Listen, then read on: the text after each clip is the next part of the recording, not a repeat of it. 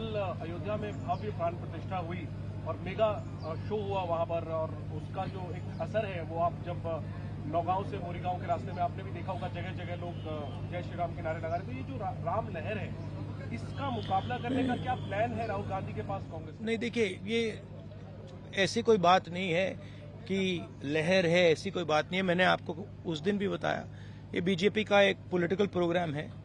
इसमें उन्होंने नरेंद्र मोदी जी ने वहां पे मतलब पूरा फंक्शन किया, शो किया, वो सब ठीक है, अच्छी बात है।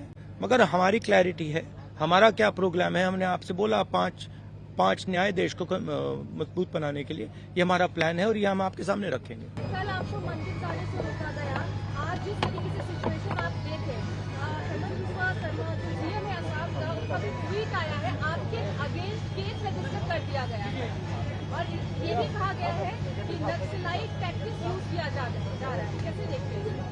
नहीं, देखिए, एक्चुअली ये जो असम के चीफ मिनिस्टर यात्रा के अगेंस्ट कर रहे हैं,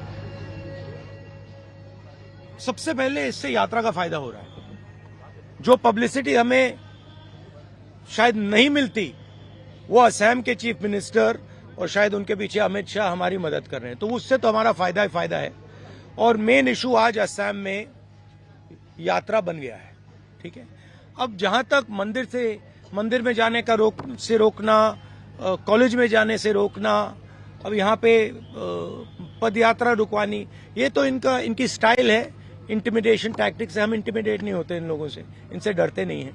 तो हमारा तो फायदा है। हमारा जो मैसेज है, न्याय का मैसेज है, वो तो जा रहा है, गांव गांव में जा रहा है, क्योंकि जनता अपने आप से पूछ रही है कि भैया ये हो क्या रहा है। राहुल जी मंदिर जाना चाहते हैं, उनको क्यों रोक रहे हैं?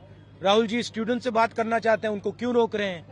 पद यात्रा नड्डा जी की चली जाती है, बजरंग दल की चली जाती है, मगर कांग्रेस पार्टी की नहीं जा सकती। वो ट्रैफिक नहीं रोकते हैं, उनकी पदयात्रा ट्रैफिक नहीं रोकती है, हमारी पदयात्रा ट्रैफिक रोकती है।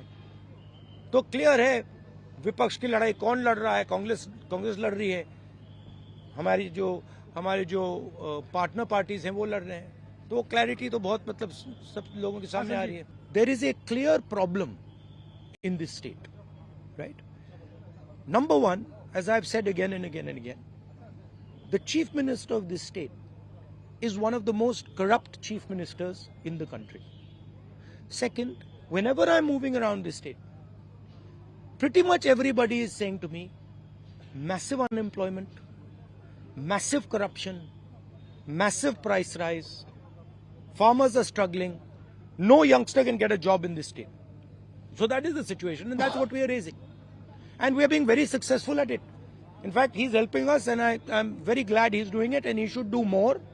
The more he does, the better it is for us. आपने भारत जोड़ो यात्रा कन्याकुमारी से लेकर कश्मीर तक की हमने उसको कवर भी किया था। इस यात्रा में हम देख रहे हैं कि अटैक आपके ऊपर हो रहा है, और जब भी आप आवाज उठाते हैं तो अटैक गांधी परिवार के ऊपर होता है। तो आपको अपनी सुरक्षा को लेकर कोई चिंता नहीं, क्योंकि बीजेपी के वर्कर्स आपके सामने आ जाते हैं और अटैक करने की कोशिश करते हैं। राहुल गांधी चिंतित नहीं होते? नहीं, अटैक नहीं करने की कोशिश करते, और अगर करें भी मुझे कोई फर्क नहीं पड़ता। मतलब मैं इन चीजों से नहीं डरता हूँ। आज जैसे देखा गया है कि मैं आपको एक बात बताता हूँ, मैं इंटिमिडेट नहीं होता हूँ। कुछ भी करो, गाली दो, डिस्टर्ब करो, मारो पीटो, मैं इंटिमिडेट नहीं होता। मैं जो